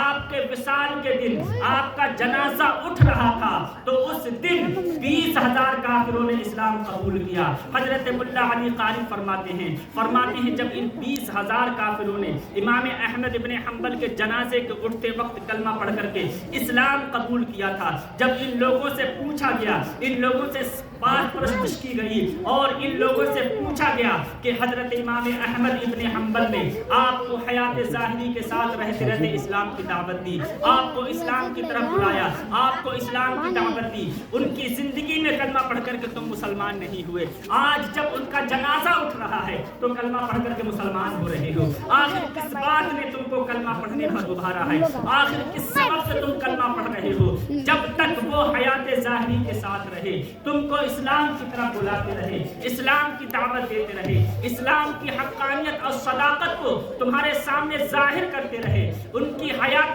ظاہری میں تم نے کلمہ پڑھ کر کے اسلام قبول نہیں کیا, آج ان کے وصال کے وقت کلمہ پڑھ کر کے کیوں مسلمان ہو رہے ہو؟ کس سبب سے, تو کون سے سبب نے تم کو کلمہ پڑھنے پر ابھارا؟ تو حضرات ان لوگوں نے جواب دیا تھا, انہوں نے کہا تھا کہ حضرت امام احمد ابن حنبل کے جنازے کو دیکھ کر کے ہم نے اسلام کی حقانیت کا اندازہ لگا لیا, ہم نے اسلام کی صداقت کا اندازہ لگا لیا کہ جس شخص نے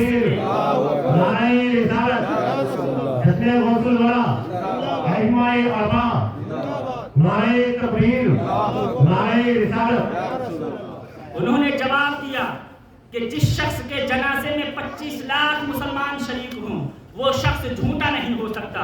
جب وہ جھوٹا نہیں ہو سکتا تو اس کا دین بھی جھوٹا نہیں ہو سکتا. وہ جس کتاب کی تلاوت کرتا ہے اس کی کتاب بھی جھوٹی نہیں ہو سکتی. وہ جس نبی کا کلمہ پڑھتا ہے وہ نبی بھی جھوٹا نہیں ہو سکتا. امام احمد ابن حنبل کی صداقت سے ہم نے اسلام کی صداقت اور حقانیت کا اندازہ لگا لیا, اس لیے ہم کلمہ پڑھ کر کے مسلمان ہو رہے ہیں. حضرات جب تک حضرت امام احمد ابن حنبل حیات ظاہری کے ساتھ رہے, لوگوں کو کلمہ پڑھ کر کے اسلام میں داخل کرتے رہے, لوگوں کے ایمان و عقیدہ کو سدھارتے رہے, لوگوں کے دلوں میں ایمان و یقین کی روشنی عطا فرماتے رہے. اور جس دن آپ کا جنازہ اٹھ رہا ہے, ایک نہیں دو نہیں 20,000 کفار کلمہ پڑھ کر کے اسلام قبول کر رہے ہیں. ملا علی قاری فرماتے ہیں حضرت امام احمد بن حنبل کا انتقال 240 ہجری میں ہوا. آپ کو بغداد کے قبرستان میں دفن کیا گیا اور 470 ہجری میں دریائے دجلہ میں لہریں آئی.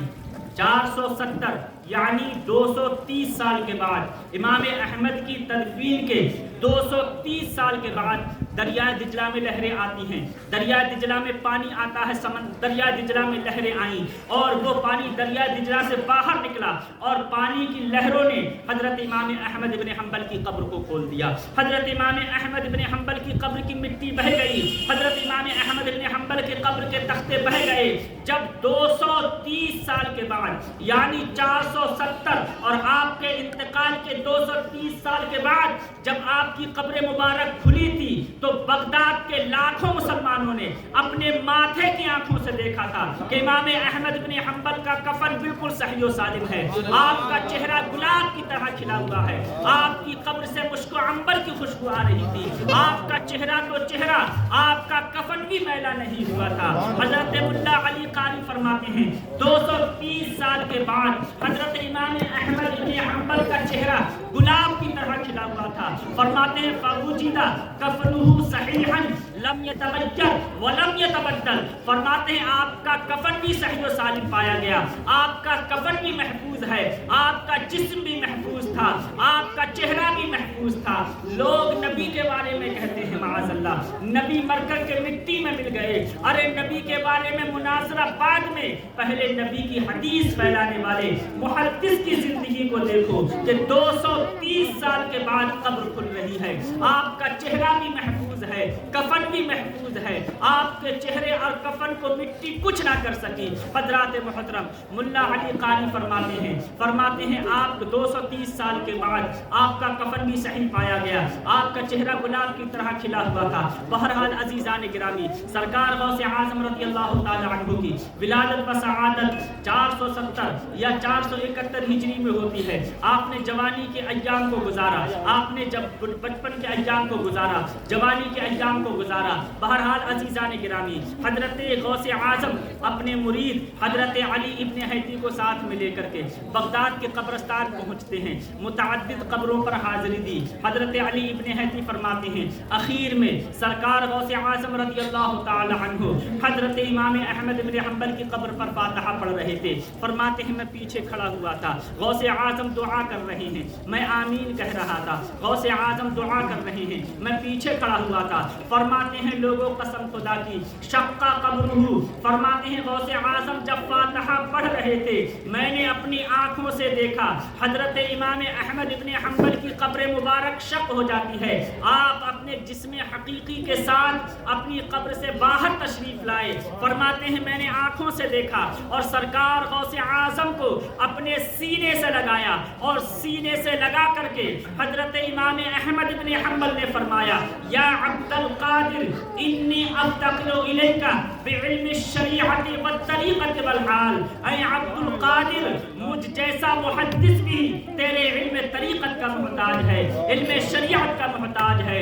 تجھ کو رب نے وہ فضل و کمال عطا فرمایا ہے کہ تیرے زمانے کے جتنے بھی اولیاء ہوں گے وہ سارے کے سارے تیرے علم اور تیری طریقت کے محتاج ہوں گے۔ نعرہ تکبیر، نعرہ رسالت، جتنے ملک بڑا مرشدی اعلیٰ حضرت، نعرہ تکبیر، نعرہ رسالت۔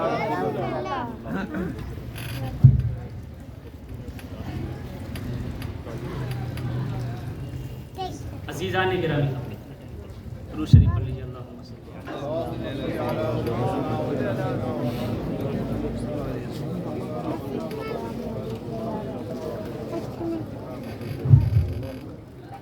ایک مرتبہ درود شریف پڑھ لیجیے اللہم صلی نبی اللہ مولا محمد صلی اللہ علیہ وسلم، صلاۃ و سلام علیک یا رسول اللہ یا نبی اللہ۔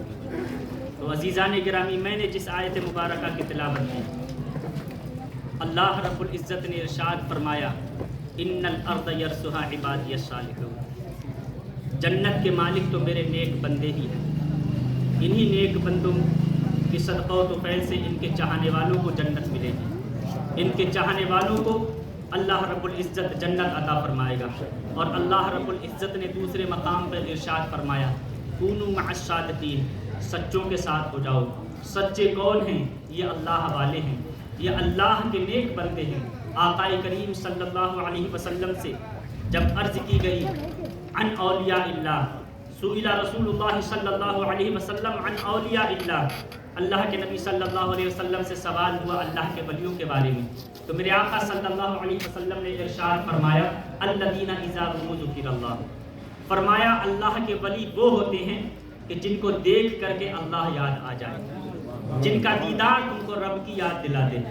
اور اللہ رب العزت نے ایک مقام پر ارشاد فرمایا ان اولیاءہ الا المتقون، ولی اللہ کے نیک متقی پرہیزگار ہی ہوتے ہیں، متقین ہی اللہ کے ولی ہوتے ہیں۔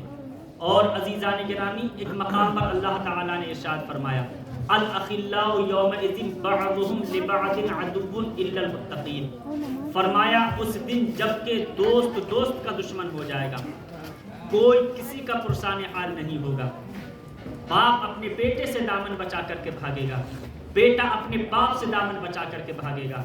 कहीं बेटा मुझसे कोई एक नेकी का मुतालबा ना कर दे। बाप अपने बेटे से भागेगा, बेटा अपने बाप से दामन बचा करके भागेगा, कहीं बाप मुझसे एक नेकी ना मांग ले। अल्लाह रब्बुल इज्जत ने इरशाद फरमाया, अल अखिल्लाउ यौमइज़िन बअदुहुम लिबअदिन अदुव्वुन इल्लल मुत्तकीन। फरमाया उस दिन जब के दोस्त दोस्त का दुश्मन हो जाएगा, कोई किसी के काम नहीं आएगा, काम आएगा तो अल्लाह का वली काम आएगा। फरमाया मुत्तकीन बंदे काम आएंगे। अल्लाह रब्बुल इज्जत ने फरमाया इन औलियाउ इल्लल मुत्तकून, अल्लाह के वली मुत्तकी बंदे ही होते हैं। और इस आयत में अल्लाह रब्बुल इज्जत ने इरशाद फरमाया कि क़यामत के दिन जब कोई किसी के काम नहीं आएगा, दोस्त दोस्त का दुश्मन हो जाएगा, इल्लल मुत्तकीन फरमाए लेकिन मेरे परहेजगार बंदे, मेरे मुत्तकी बंदे, मेरे नेक बंदे, मेरे वली काम आएंगे। अजीज़ान गिरामी किस तरह से काम आएंगे? इन अल्लाह वालों की सोहबत दुनिया में भी कामयाबी की ज़मानत है और आखिरत में भी कामयाबी की ज़मानत है। इन अल्लाह वालों की जो सोहबत को हमने अपनाया है, इस पर अजीज़ान गिरामी अल्लाह रब्बुल इज़्ज़त की भी मर्ज़ी यही है, मतलूब खुदाबंदी, मकसूद खुदाबंदी भी यही है कि मेरे बंदे मेरे नेक बंदों से जुड़ जाएं। इसलिए कि अल्लाह रब्बुल इज़्ज़त ने इरशाद फरमाया, वस्बिर नफ्सका मअल्लज़ीना यदऊना रब्बहुम बिलगदाति वल अशी युरीदूना वजहा। फरमाया जो लोग सुबह शाम मेरी याद में रहते हैं, सुबह शाम मेरे जिक्र में रहते हैं, सुबह शाम मेरी रिजा और मेरी खुशनुमी हासिल करने में लगे रहते हैं, फरमाया तुम उनकी सोहबत में रहो, उनकी संगत में रहो। अजीज़ान गिरामी इनकी सोहबत दुनिया में भी काम आएगी और आखिरत में भी काम आएगी। आखिरत में किस तरह से काम आएगी? अल्लाह रब्बुल इज़्ज़त ने इरशाद फरमाया, जब दोस्त दोस्त का दुश्मन हो जाएगा, सारे एक दूसरे से दामन बचा करके भागेंगे, उस वक्त मेरे नेक बंदे तुम्हें काम आएंगे, मेरे मुत्तकी मेरे परहेजगार बंदे काम आएंगे। कैसे काम आएंगे? तो अजीज़ान गिरामी उठाइए हदीस शरीफ, अल्लाह के रसूल सल्लल्लाहु अलैहि वसल्लम ने इरशाद फरमाया, देखिए अल्लाह के बंदे क़यामत में कैसे काम आएंगे, अपने चाहने वालों को किस तरह से जन्नत में लेकर के जाएंगे, अपने चाहने वालों को किस तरह से अपने साथ जन्नत में लेकर के जाएंगे।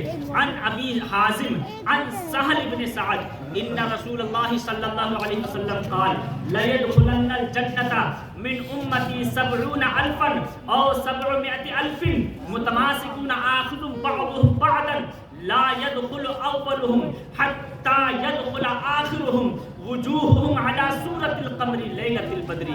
ये पूरी हदीस शरीफ हुई। अल्लाह के रसूल सल्लल्लाहु अलैहि वसल्लम ने इरशाद फरमाया, इन्ना उम्मती सबऊना अल्फन, मेरे आका ने इरशाद फरमाया मेरी उम्मत के 70,000 लोग, या फिर शक्के रावी है, दूसरी मकाम पर फरमाया या फिर 7 लाख लोग, लयदखुलन्नल जन्नता मिन उम्मती सबऊना अल्फन औ सबउमिअति अल्फिन, मेरे आका ने इरशाद फरमाया मेरी उम्मत के 70,000 या 7 लाख अफराद इस शान और शौकत के साथ जन्नत में दाखिल होंगे। जब इनको जन्नत में दाखिल किया जाएगा तो इनकी शान ये होगी, मेरे आका इरशाद फरमाते हैं, ला यदखुलु अव्वलुहुम हत्ता यदखुल आखिरुहुम, फरमाया जब इनको जन्नत में दाखिल होने का परवाना मिल जाएगा तो यह मुतमासिकूना आखिरुम बअदुहुम बअदन, ये 70,000 या 7 लाख अफराद आपस में एक दूसरे का हाथ मजबूती से थामे हुए होंगे। एक जिसको हम इंग्लिश में बोलते हैं ह्यूमन चेन, एक दूसरे का हाथ मजबूती से थामे हुए होंगे। अजीज़ान गिरामी मेरे आका इरशाद फरमाते हैं, ला यदखुलु अव्वलुहुम हत्ता यदखुल आखिरुहुम, इनमें से पहला वाला शख्स उस वक्त तक जन्नत में दाखिल नहीं होगा जब तक कि इनका आखिरी फर्द जन्नत में दाखिल ना हो जाए। ये 70,000 लोग आपस में एक दूसरे के हाथ को मजबूती से थामे हुए होंगे। अल्लाह का वली सबसे शुरू में होगा, अल्लाह का वली जन्नत के दरवाजे पर होगा, फिर इसके चाहने वाले इसके हाथ को पकड़े हुए होंगे, उसका हाथ दूसरे पकड़े हुए होंगे, उसका हाथ दूसरे पकड़े हुए होंगे, उसका हाथ दूसरे पकड़े हुए होंगे। इस तरह से इनकी ह्यूमन चैन होगी। मेरे आका इरशाद फरमाते हैं, मुतमासिकूना आखिजुम बअदुहुम बअदन, आपस में एक दूसरे के हाथ मजबूती से थामे हुए होंगे। ला यदखुलु اولهم حتى يدخل آخرهم. میرے آقا فرماتے ہیں جو جنت کے دروازے پر اللہ کا ولی ہوگا اور پھر اس کے چاہنے والے جو ہیں عزیزان گرامی جو ایک دوسرے کا ہاتھ مضبوطی سے تھامے ہوئے ہوں گے، یہ اللہ کا ولی اس وقت تک جنت میں داخل نہیں ہوگا جب تک کہ سب سے آخری والا فرد اس کا چاہنے والا جنت میں داخل نہ ہو جائے. میرے آقا ارشاد فرماتے ہیں وجوہہم علی صورت القمر لیلۃ البدر.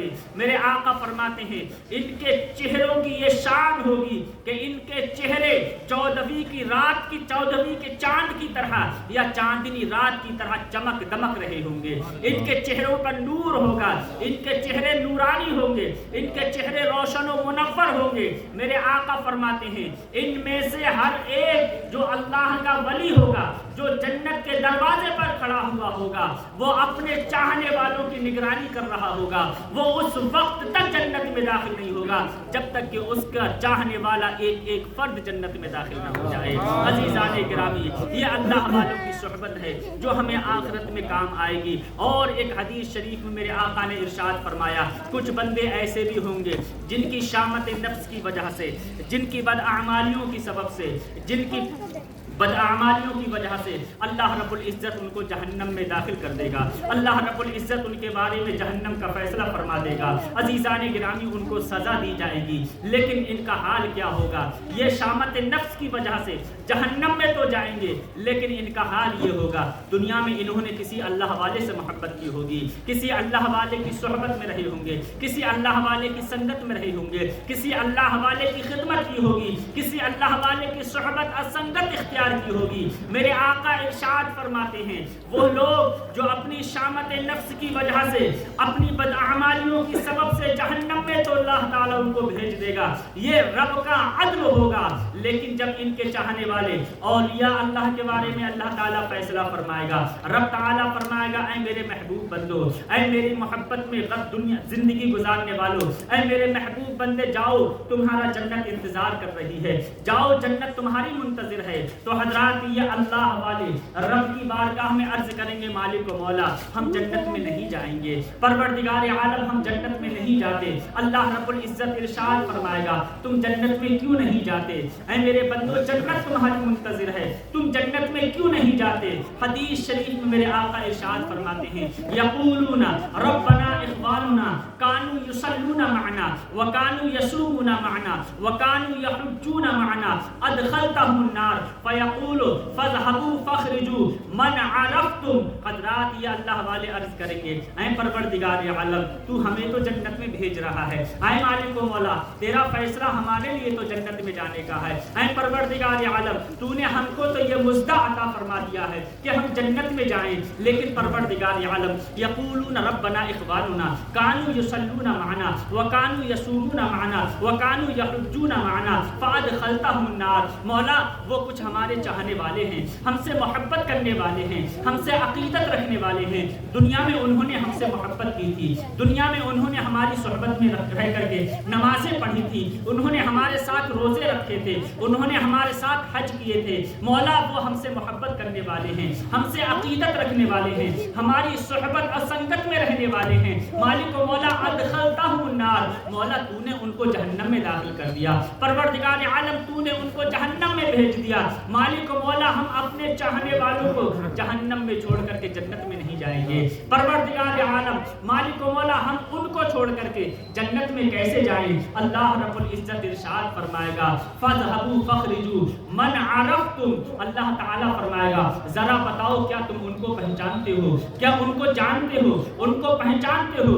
یہ اللہ والے عرض کریں گے پروردگار عالم ہم پہچانتے ہیں. فیاتونہم فیعرفونہم بصورہم وکانوا. اللہ کے نبی نے ارشاد فرمایا تو یہ اللہ والے اللہ کے حکم سے جائیں گے، اللہ رب العزت کے حکم سے جب یہ اللہ کے ولی جائیں گے تو ان کی صورتوں سے پہچان لیں گے، ان کے پاس آئیں گے کہ جن کو جہنم میں ڈال دیا گیا ہوگا. حضرات محترم میرے آقا ارشاد فرماتے ہیں فاخذتهم النار الى نصف ساقیہ والى کعبیہ. میرے آقا نے ارشاد فرمایا جہنم کی آگ ان کا اثر تو کرے گی، کسی کے گھٹنے بیٹھنے تک آگ نے اثر کیا ہوگا، کسی کے ٹہنے تک آگ نے اثر کیا ہوگا، کسی کی کمر تک آگ نے اثر کیا ہوگا، لیکن ان کے چہرے نہیں جلے ہوں گے، ان کے چہروں پر کوئی اثر نہیں ہوا ہوگا۔ ان کی شامت نفس کی وجہ سے ان کو جہنم کا عذاب تو دیا جائے گا، لیکن حضرات یہ اللہ کے ولی رب کے حکم سے جائیں گے اور اللہ تعالیٰ ارشاد فرمائے گا فَاذْهَبُوا فَاخْرِجُوا مَنْ عَرَفْتُم مِّنْهُمْ۔ میرے آقا ارشاد فرماتے ہیں جنہوں نے دنیا میں اللہ والوں سے محبت کی ہوگی، جنہوں نے دنیا میں اللہ والوں کی صحبت اختیار کی ہوگی، جنہوں نے دنیا میں اللہ والوں سے عقیدت اور محبت رکھی ہوگی، یہ اللہ والے جائیں گے اور اپنے چاہنے والوں کو پہچان کر اپنے ساتھ جہنم سے نکال کر کے اپنے ساتھ عزت و وقار کے ساتھ جنت میں لے کر کے جائیں گے۔ اللہ عزت ولیوں کو حکم دے گا جاؤ جن کو تم پہچانتے ہو ان کو نکالو اور اپنے ساتھ جنت میں لے کر کے جاؤ۔ عزیزان گرامی، تو ان اللہ والوں کی صحبت دنیا میں بھی کامیابی کی ضامن ہے اور آخرت میں بھی کامیابی کی ضامن ہے۔ جب سارے ایک دوسرے کے دشمن ہو جائیں گے یہ اللہ والے کام آئیں گے، اللہ کے ولی کام آئیں گے، اللہ کے نیک بندے کام آئیں گے۔ شرط یہ ہے کہ ہم ان اللہ والوں کی سیرت تجربہ پر عمل کرنے کی کوشش کریں، اللہ والوں کی حیات مبارکہ کو اپنی عملی زندگی میں اتارنے کی کوشش کریں، ان کے فرمودات، ان کی ارشادات، ان کی تعلیمات پر عمل کریں۔ عزیزان گرامی، یہ تو میری مختصر سی گفتگو ہوئی، حضرت کا حکم ہے کہ کچھ مسجد کے بارے میں بول دیجیے۔ عزیزان گرامی، آپ لوگوں نے بڑی خوبصورت مسجد بنائی اور اللہ کے رسول صلی اللہ علیہ وسلم نے ارشاد فرمایا من بنا مسجدا للہ تعالی بنى اللہ بیتا فی الجنہ۔ فرمایا جس شخص نے مسجد بنائی یا مسجد کی تعمیر میں جس قدر حصہ لیا، ایک حصہ بھی لے لیا، ایک اینٹ کا بھی حصہ لیا، تو میرے آقا ارشاد فرماتے ہیں اللہ رب العزت اس کو جنت میں ایک محل عطا فرمائے گا۔ سبحان اللہ، سبحان بنا اللہ۔ مسجدا للہ تعالی بنى اللہ بیتا فی الجنہ۔ فرمایا جس شخص نے مسجد میں کی تعمیر میں حصہ لیا اللہ رب العزت اس کو جنت میں ایک محل عطا فرمائے گا۔ اور عزیزان گرامی، اللہ رب العزت نے ہم کو مال سے نوازا ہے، اللہ کا شکر ہے، دولت عطا کی ہے۔ ہر انسان یہ چاہتا ہے میرا پیسہ سب سے بہترین جگہ لگے، وہ اپنی مرضی کے مطابق چاہتا ہے، اپنی مرضی کے مطابق نہ جانے کہاں کہاں خرچ کرتا ہے، جہاں اس کی خواہش ہوتی ہے وہاں پر پیسہ خرچ کرتا ہے۔ وہ اپنی مرضی سے چاہتا ہے کہ یہ جگہ بہت اچھی ہے یہاں پر پیسہ خرچ کر دوں، پارکنگ چلا جاؤں، ہوٹل چلا جاؤں، پارٹی کر دوں، شادی بیاہ میں خرچ کر دوں۔ ذرا ہم رب سے پوچھیں اے مالک و مولا ہمارے خرچ کرنے کی سب سے بہترین جگہ کون سی ہے؟ سب سے بہترین جگہ کون سی ہے؟ تو اللہ کے رسول صلی اللہ علیہ وسلم نے ارشاد فرمایا احب الارض الی اللہ تعالی مساجدها۔ اللہ رب العزت کے نزدیک سب سے بہترین جگہ، سب سے پسندیدہ جگہ، سب سے محبوب جگہ، رب کے نزدیک سب سے بہترین جگہ مسجد ہے۔ تو جو رب کے نزدیک سب سے بہترین جگہ ہے وہاں پر اگر آپ کا پیسہ خرچ ہوگا تو یقیناً یہ پیسہ تمہیں دنیا میں بھی کامیابی دلائے گا اور آخرت میں بھی کامیابی دلائے گا۔ تو حضرات، اللہ کے رسول صلی اللہ علیہ وسلم نے ارشاد فرمایا احب الارض الی اللہ تعالی مساجدها۔ روئے زمین پر اللہ کے نزدیک سب سے زیادہ محبوب جگہ مسجدیں ہیں۔ تو جو اللہ کی پسندیدہ جگہ ہے وہاں پر اپنا پیسہ خرچ کرو، جو